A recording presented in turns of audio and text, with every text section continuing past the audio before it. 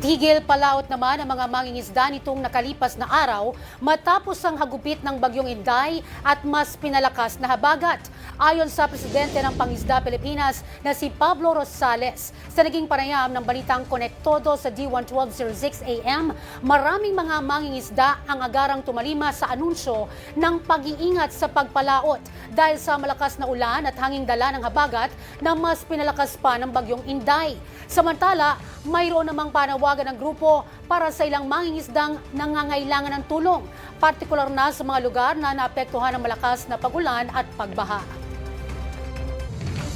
Pero yung mga hindi nag-evacuate, kinikure ang kanilang bangka, inakyat nila sa taas ng para hindi tamaan ng alon, ay hanggang ngayon po naghihintay sila ng tulong mula sa pamahalaan, lalo na yung mga nasa malapit doon sa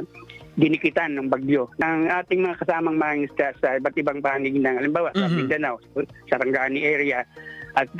sa iba pang area dito sa Northern Luzon, ay medyo tinamaan talaga sila at nangailangan sila ng tulong mula sa pamahalaan.